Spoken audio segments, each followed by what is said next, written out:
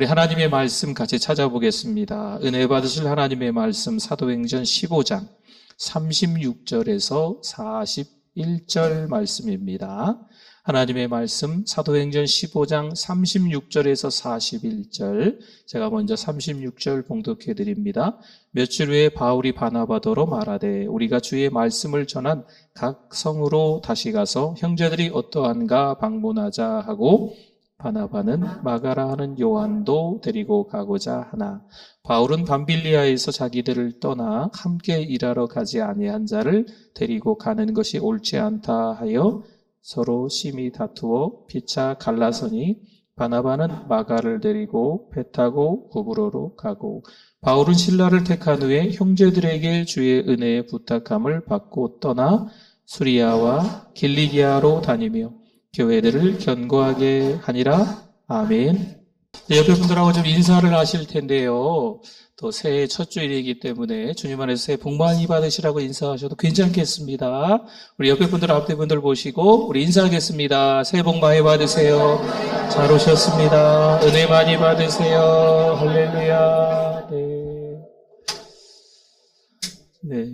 2025년이 시작이 되고 새해죠. 새해에는 뭔가 이게 시작이니까 설렘도 있고 기대도 있지 않겠습니까? 그런데 뭔가 이게 시작을 하면서 저희들이 하나님 앞에 기도하는 제목이 어떤 경우는 하나님 올해는요 하나도 어려움 없게 해주세요. 우리 자식이 뭐 시험 치면 무조건 다 붙게 해주세요. 근데 이제 사실 고난이, 어려움이, 갈등이라는 것이 살면서 한 해 동안에도 종종 찾아오기도 하지 않습니까? 오히려 모든 어려움이 없게, 고난도 없게, 갈등도 없게 해주세요라는 기도보다는 하나님 오히려 고난 가운데서 교회 와서 기도할 수 있는, 하나님을 찾을 수 있는 믿음을 달라고, 갈등이 있으면 그 갈등을 통하여서 오히려 하나님께서 주시는 그 은혜를 경험할 수 있게 해달라고, 또 다른 길로 하나님이 인도하심을 체험할 수 있게 해달라고 기도하실 수 있기를 바랍니다. 2025년 이 시작이라는 의미가 있는데요. 이 시작 가운데 때로는 이게 좀 불편하고 좀 서운하고 좀 아쉽고 이런 삶이 시작하자마자 일어날 수도 있습니다. 일본의 깨진 도자기를 버리지 않고 금으로 수리하는 킨츠기라는 전통이 있다고 합니다. 도자기가 깨졌어요? 그러면 그 원래의 모습으로 복원을 해야 될 텐데 깨진 틈을 금으로 메워 오히려 더 아름답게 만드는 방법이라고 합니다.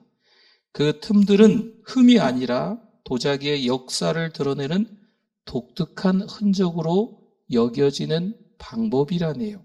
우리의 삶에도 갈등과 어려움이 마치 깨진 도자기의 틈처럼 보일 수 있습니다. 하지만 하나님의 은혜는 그 틈을 오히려 더 아름답게 메우며 또 다른 하나님의 은혜로 만들어지는 작품이 될 줄 믿습니다. 그래요? 갈등이 있어요. 2024년 한 해만 돌이켜봐도 고난이 한 번도 없었습니다. 어려움이 한 번도 없었습니다. 라고 누가 말할 수 있겠습니까? 때로는 한 해를 지나면서 실망도 하고요. 좌절도 합니다. 하지만 그 가운데 하나님의 은혜가 있었다 없었다? 분명히 하나님의 은혜가 있었잖아요. 올해도 마찬가지일 겁니다. 때로는 우리가 원치 않은 길로, 원치 않은 생각들로 여러 가지 복잡한 일들이 일어날 수도 있습니다. 가정과 직장과 교회에서 또 이 민족 가운데서도 그럴 수도 있겠네요. 그러나 거기에 누구의 뜻이 있다? 내 뜻이 있을까요? 아니죠. 하나님의 뜻이 있는 줄 믿습니다. 필리비안시 목사님이 이런 얘기를 하셨어요. 갈등은 하나님의 더 큰 은혜를 깨닫는 통로이다. 오히려 교회 안팎에서 실망과 어려움을 경험할 수 있지만 그 시간들을 통해서 하나님의 사람으로 만들어져 가는 과정이라는 거죠. 하나님의 사람들은 어렵고 힘든 시간들이 있지만 거기서 또 다른 하나님의 뜻을 발견해 가야 될 줄 믿습니다. 오늘 말씀은요, 세 가지로 이 가지를 좀 쳐보려고 해요. 첫 번째는 15장에 들어가면서 회의가 있습니다. 회의. 예루살렘 회의라고 해요. 그리고 두 번째는 이 바울과 바나바가 결별하는 장면이 나옵니다. 또 하나는 오늘 본문에 나와 있지는 않지만 이번 주 새벽 기도에 말씀을 전하면서 은혜를 좀 받아서 같이 좀 연결하려고 해요. 사무엘하 16장에 나오는 다윗과 사울의 친족인 시므이 간의 어떤 갈등, 이 세 가지를 좀 다루면서 오늘은 은혜를 나누려고 합니다.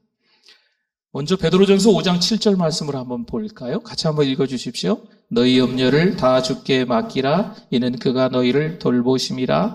아멘. 한 해를 시작하면서 이 말씀이 잘 기억이 되셨으면 좋겠어요. 염려하는 거 왜 없겠습니까? 누구에게 맡겨라? 하나님께 맡겨라. 누군가 내 문제를 해결해 주겠지. 어떤 사람을 잘 의지하면 되겠지가 아니고 하나님께 맡기면 하나님이 어떻게 해주신다고요? 돌보심이라. 하나님이 우리를, 우리의 자녀들을, 우리의 가정을, 우리의 직장을, 우리의 교회를, 우리의 민족을 돌봐주실 줄 믿습니다. 오늘 15장 말씀인데요. 15장에 들어가면서 1절부터 이런 말씀이 등장해요. 어떤 사람들이 유대로부터 내려와서, 노란 부분만 볼게요. 할례를 받지 아니하면 능히 구원을 받지 못하리라. 아멘. 13장, 14장은요. 바울과 바나바, 바나바와 바울의 1차 전도 여행이에요. 그리고 14장에 보면 안디옥 교회로 이 파송받은 두 사람들이 돌아와서 보고를 하는 거지요. 근데 보고 가운데 뭔가 좀 마음에 안 드는 게 좀 있었던 것 같아요. 그래서 이제 회의가 시작이 되는 장면입니다. 예루살렘 회의가 시작되는 거죠. 그 가운데 복음의 본질을 소중히 여긴 예루살렘 교회의 영적 리더인 베드로가, 그러니까 요즘으로 말하면 교회 담임 목사님 정도 되는 것 같습니다. 베드로가 이방인들에게 성령이 임한 놀라운 사실을 증언합니다. 여러분 아시죠? 사도행전 10장에 고넬료와의 만남을 떠올리실 수 있잖아요. 그때 이야기를 증언하며 구원은 율법이 아니라 믿음으로 이루어진다라고 분명히 말하고 있습니다. 한편 공동체의 연합과 조화를 중요하게 생각한 또 다른 이 예루살렘 교회 리더 야고보가 예루살렘 회의를 정리하며 아모스서를 인용해서 이방인들도 하나님의 구원 계획 안에 포함되어 있다는 사실을 분명히 드러냈습니다. 결론적으로요, 이 예루살렘 회의는요, 분명히 갈등이 있었어요. 우리가 율법을 잘 지켜야 구원받는 거 아니냐, 할례를 받아야 하지 않느냐, 이 다수의 유대인들의 외침이 있었지만 또 소수의 많은 사람들, 소수인 것처럼 보이지만 이 안디옥 교회를 생각하면 대다수의 사람들이 다 이방인들이었기 때문에 적지 않은 사람들이었거든요. 이 사람들을 생각해서 결론이 아주 마무리가 은혜스럽게 잘 됐어요. 갈라디아서 2장 16절에 보니까 이런 말씀이 있어요. 우리 길지만 한번 같이 읽어주시면 좋겠습니다. 사람이 의롭게 되는 것은 율법의 행위로 말미암음이 아니요 오직 예수 그리스도를 믿음으로 말미암는 줄 알므로 우리도 그리스도 예수를 믿나니 이는 우리가 율법의 행위로서가 아니고 그리스도를 믿음으로써 의롭다함을 얻으려 함이라. 율법의 행위로서는 의롭다함을 얻을 육체가 없느니라. 아멘. 이 복음의 본질이거든요. 믿음으로 말미암는 구원에 대한 이 초대교회의 예루살렘 회의에서 이 복음의 본질이 이 갈라디아서 방금 읽은 말씀처럼 아주 잘 마무리가 되는 거예요. 복음의 본질을 왜곡하지 않으면서도 이방 신자들이 구원의 은혜를 온전히 누릴 수 있도록 하는 이 예루살렘 회의의 결정이었습니다. 팀 켈러가 복음을 이렇게 설명했어요. 복음은 우리가 율법을 하나하나 지켜서 하나님께로 가까이 나아가고 우리의 믿음이 성장하고 율법을 잘 지켜서 이런 게 아니고 오히려 하나님께서 예수 그리스도를 통해 우리에게 나오신 소식이 복음입니다. 라고 하는 거죠. 우리의 힘으로 노력으로 되는 게 아니고 하나님께서 사람이 되셔서 이 땅에 오셔서 우리의 죄 때문에, 죄도 하나도 없으신 분이 십자가에 못 박혀 죽으심으로써 우리의 죄가 깨끗하게 씻음 받은 것이 뭐라고요? 이게 복음입니다 라고 이야기하는 거죠. 예루살렘 회의에서 강조된 복음의 본질과 맞습니다. 일치하는 거죠. 구원은 율법의 행위가 아닌 믿음으로 이루어지며 이는 하나님의 은혜가 복음의 기초임을 그 예루살렘 회의에서 갈등이 있었지만 잘 마무리가 되는 겁니다. 시편 133편 1절 말씀에 보라 형제가 연합하여 동거함이 어찌 그리 선하고 아름다운고. 갈등이 있는 것처럼 보였지만 오히려 이 예루살렘 회의에서 은혜롭게 공동체 화합과 조화를 잘 이루는 겁니다. 한 교회에서 전통적인 찬송과 현대적인 찬양으로 인해서 갈등이 있었습니다. 뭐 이런 거죠. 우리가 찬송가 나와 있는 찬송가를 많이 부르느냐, 아니면 요즘 CCM이요 홍수가 범람하듯 엄청나게 많이 나옵니다. 이런 찬양을 교회에서 많이 할 것인가? 이게 서로 불편해지는 거예요. 그럼 어떻게 할까요? 기도하면서 또 가장 좋은 방법을 택하는 거지요. 때로는 일부 예배에는 전통적인 예배를 드리는 거예요. 또 2부 예배에는 찬양을 좀 많이 하면서 우리 젊은이들을 아우를 수 있는 그런 예배를 드리는 걸로 그 어려움, 갈등을 겪는 교회가 잘 마무리가 됐다는 거지요. 15장에 나오는 또 다른 갈등의 이야기가 있습니다. 바나바가 마가 요한을 데리고 가길 원했습니다. 다시 1차 전도했던 그곳을 가면서 그 교회들이 굳건히 잘 세워져 있는지 보러 가고 싶은데 바나바는 자기의 생질, 조카인 마가 요한을 데리고 가고 싶은 거지요. 그러나 바울은 어떨까요? 이 마가 요한이 사실은요 1차 전도여행에 동행을 했었는데 그 버가 주변에 밤빌리아라고 있어요. 그 밤빌리아쯤 갔을 때 이 마가 요한이 중간에 돌아갔던 거지요. 물론 이제 돌아갔던 이유에 대해서 좀 이야기가 다양하긴 합니다. 젊은 나이에 험난한 여정을 하느라 너무 힘들지 않았을까라거나 아니면 사역의 부담, 이방인들에게 복음을 전해야 되는 그 사역의 부담 때문이 아니었을까, 뭐 이런 이야기도 뭐 있기는 합니다. 성경에 정확히 나와 있지는 않기 때문에 좀 이야기들이 다양하기도 합니다. 어쨌든 중간에 돌아간 이 마가 요한에게 있어 이 바울은 마음에 안 들었던 거죠. 신뢰할 수 없는 사람이다 했던 거예요. 그래서 결국 바울과 바나바의 의견이 심각하게 나누어져서 성도들이 보고 있는 자리에서 교회에서 중요한 영적 리더 두 사람이 안디옥 교회에서 이방인 교회인데 거기서 특별히 파송한 바나바 선교사와 바울 선교사인 거죠. 이 두 사람이 심각하게 공동체가 보는 앞에서 싸우게 되고 각자의 길로 가게 되는 겁니다.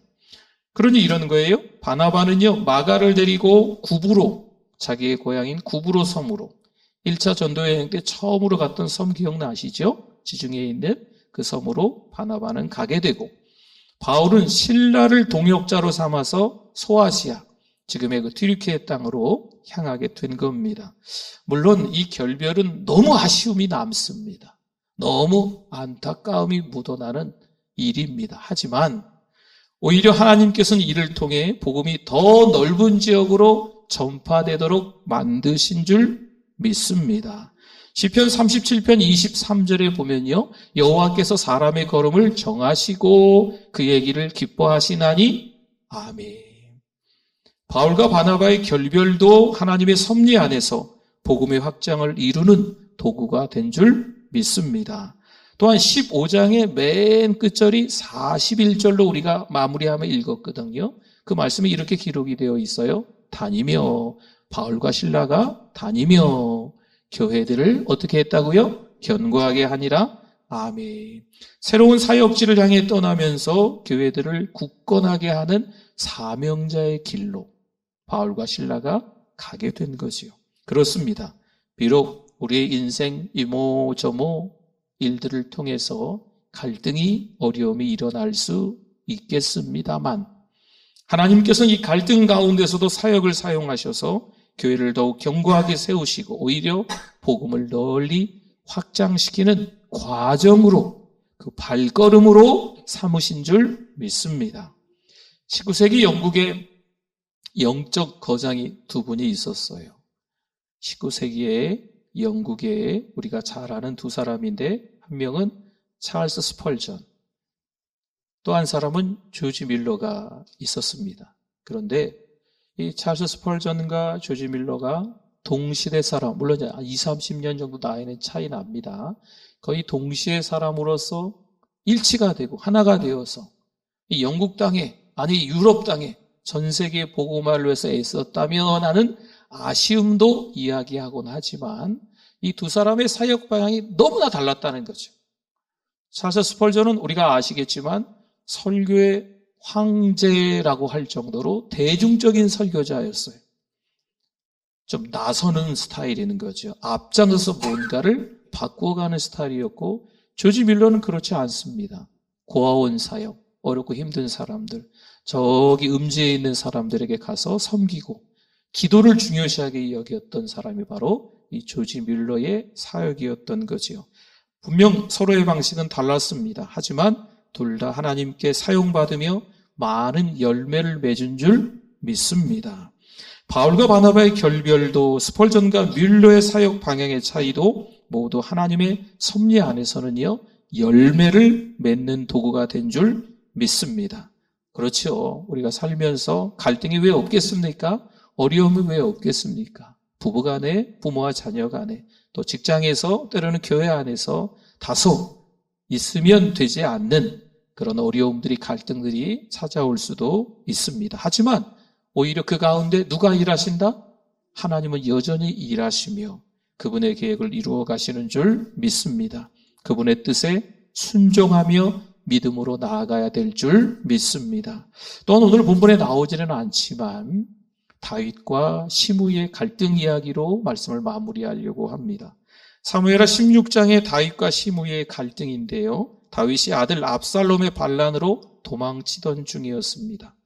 큰아들 압살롬을 잘 키웠는데 이 녀석이 머리가 커졌는지, 또 다윗의 사람들을, 또 다윗의 그 백성들에게 잘 해가지고 다 많은 사람들을 자기 사람으로 만들어서 아버지가 왕인데 이 궁궐에서 아버지가 도망가야 되는 그 형편이 된 거지요.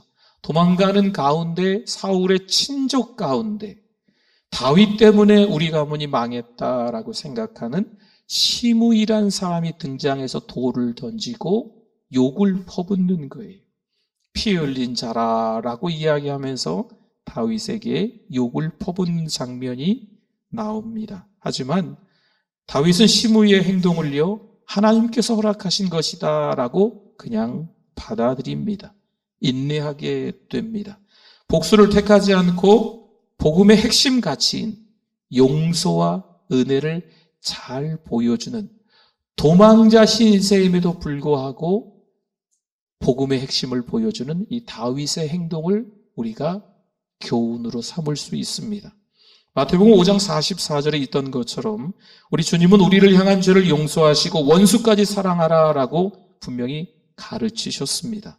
다윗이 복수를 선택하지 않고 시므이를 용서하는 것은요, 복음으로 살아내는 삶, 복음의 핵심을 놓치지 않는 삶임을 잘 보여주었던 삶이라는 거죠. 성도 여러분, 우리의 삶 속에서도 어떻게 복음을 확장할 수 있을까요? 마찬가지지요. 주님이 하신 말씀처럼 가정에서, 직장에서, 교회에서, 여러분 주변 사람들과의 관계에서 주님이 하신 말씀을 잘 기억해서 닮아야 되는 우리의 삶이 돼야 될 줄 믿습니다. 한 마을에 두 형제가 있었어요.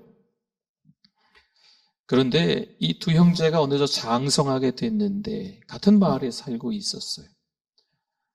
어릴 때부터 이 형은 부모의 사랑을 독차지했습니다. 아시죠? 부모님들. 장남에 대한 특별한 사랑. 얼마나 애지중지 장남을 키우는지. 차남, 둘째. 저도 둘째거든요. 형에 대한 부모님의 사랑.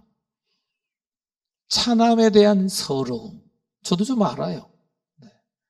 이 차남이 크고 나서 이야기하는 거죠. 지금까지 나 너무 서운했다고. 너무 속상했다고 형한테 이야기하는 거예요. 그때 이 형이 같이 화를 내지 않고 인내하며 동생에게 이야기합니다. 그때 부모님도 나도 완벽하지 않았잖니. 하지만 하나님께서 우리를 가족으로 만나게 하신 데는 다 이유가 있지 않겠니? 라고 하면서 동생을 잘 달래는 거죠. 다윗 역시 복수를 원했던 부하들의 제안을 거절하며 이 일을 통해 하나님의 뜻이 드러나기를 기다립니다. 사무엘하 16장 10절 말씀에 이렇게 나와 있어요. 그가 저주하는 것은 여호와께서 그에게 다윗을 저주하라 하심이니 내가 어찌 그리하였느냐 할 자가 누구겠느냐? 아멘. 시간이 지났어요. 압살롬의 반란이 진압되고 다시 궁으로 다윗이 돌아옵니다. 다윗이 왕이 되는 거죠. 그때 찾아온 사람이 누구였겠어요? 사울의 친족이었던, 궁궐에서 도망갈 때 돌멩이 던지면서 유혹했던 시므이가 찾아옵니다. 잘못했다는 거죠. 다윗 앞에 엎드렸고 다윗은 이를 받아들여서 그를 용서하는 아름다운 장면이 나옵니다. 다윗의 반응은요, 갈등 속에서도 하나님의 섭리를 신뢰하며 복수를 선택하지 않고 은혜를 베푸는 모습을 보여줍니다. 성도 여러분, 한 해가 정말 시작이 됐습니다. 그러나 이 한 해 동안 아무런 어려움이 없을 겁니다. 제가 감히 어떻게 그런 이야기를, 여러분 서로 축복하면서 덕담 얘기하실 때 그렇게 이야기하는 게 참 쉽지 않잖아요. 한 해를 지나면서 만만치 않은 여러 가지 일들이 작년만 생각해도 있었지 않습니까? 올해는 더 큰 어려움이 없었으면, 더 큰 고난이 없었으면 하는 우리의 바람과 기대가 있지만 다소 힘들고 어려운 일들도 찾아오겠죠. 그러나 그때 오늘 이 다윗과 시므이의 관계를 잘 떠올려 보시고 예수 그리스도를 닮아가는 우리의 모습이 될 수 있기를 바랍니다. 누가복음 21장 19절에서 말씀해요. 너희의 인내로 너희 영혼을 얻으리라. 아멘. 인내하시면 시므이가 와서 용서해달라고 합니다. 인내하시면 우리의 가정이 화목하고 우리 직장이 화합하고 우리의 교회가 성령 안에서 하나가 될 줄 믿습니다. 성도 여러분, 오늘 우리는 예루살렘 회의, 또 한 가지 바울과 바나바의 결별, 그리고 다윗과 시므이의 갈등을 살펴보았습니다. 이 사건들은 모두 갈등이었죠. 출발은 갈등에서 시작했지만 마무리는 어떻게 끝나요? 화합이고 조화고 하나님의 은혜고 하나됨의 기회였던 줄 믿습니다. 예루살렘 회의에서 초대교회는 갈등을 통해 복음의 본질을 지키고 공동체 화합을 이루는 지혜를 잘 보여주었습니다. 바울과 바나바는 서로의 길을 달리하며 아쉬운 결별을 맞았지만 하나님은 이를 통해 이 복음이 더 넓은 지역으로 확장되도록 만들어주셨습니다. 다윗은 시므이의 저주를 하나님께서 허락하신 일로 받아들이며 복수를 택하지 않고 하나님의 섭리와 은혜를 신뢰하는 믿음을 잘 보여준 거지요. 성경은 이렇게 이야기해요. 시편 37편 5절 6절에 내 길을 여호와께 맡기라. 그를 의지하면 그가 이루시고 내 의를 빛같이 나타내시며 내 공의를 정오의 빛같이 하시리로다. 아멘. 하나님은 우리의 갈등과 어려움 가운데서 그 하나님의 뜻, 선하신 뜻, 그 하나님의 방법을 이루어 가실 줄 믿습니다. 당장 우리는 불안하고 초조하고 발을 동동동 구르면서 어찌할 바 모를 수 있지만 하나님은 다 계획이 있으시다. 하나님의 선하신 계획을 의지하실 수 있기를 바랍니다.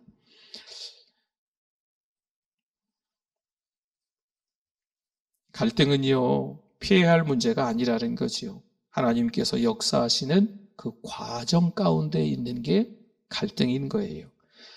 우리의 작은 실천들, 가정에서, 또 직장에서, 또 교회에서, 또 여러분 주변 지인들과의 관계 속에서 하나가 되기 위해서 사랑하고 용서하고 이해하고 용납해주는 이런 한마디의 말들, 그런 마음씨들이 꼭 필요한 2025년입니다. 2025년을 시작하면 여러분은 어떤 결단을 하셨습니까? 하나님은요, 우리의 갈등과 연약함마저도 사용하시는 분인 줄 믿습니다. 우리가 마음을 열고 좀 고백했으면 좋겠어요. 하나님, 나에게 갈등이 있어요. 나에게 연약함이 있어요. 그러함에도 불구하고 하나님께서 잘 만져주셔서 2025년 하나님 앞에서 사용되는 도구가, 작품이 되게 하여 주옵소서. 새해에도 하나님께서 우리와 함께 하시며 갈등을 넘어 복음의 확장을 이루시는 그 은혜를 저 여러분들이 경험하실 수 있기를 바랍니다. 아멘. 우리 기도하겠습니다. 오늘 말씀 생각하면서 주여 한번 부르짖고 기도합니다. 주여, 하나님 은혜 감사합니다. 15장의 말씀을 통해서 2025년 그래도 믿음으로 살아낼 수 있도록 복음을 위해 살아낼 수 있도록 은혜 주심을 감사합니다. 주님 닮아가는 삶이 되게 하여 주시옵소서. 하나님이 원하시는 삶으로 하나님의 마음을 시원케 해드리는 하나님의 자녀로 살아가게 하여 주시옵소서. 하나님 아버지 은혜를 감사합니다. 여전히 우리를 사랑해 주셔서 감사합니다. 어느 날은 갑작스런 뜻밖의 갈등이라는 손님이, 어려움이라는 손님이 찾아오겠지만 저희들 하나님의 뜻이 있음을 알고 인내할 수 있도록, 하나님의 선하신 계획이 있음을 알고 오히려 교회에 달려와서 기도하며 성경을 읽으며 믿음의 말을 하며 지낼 수 있도록 2025년 축복하여 주시옵소서. 예수님의 이름으로 기도드립니다. 아멘.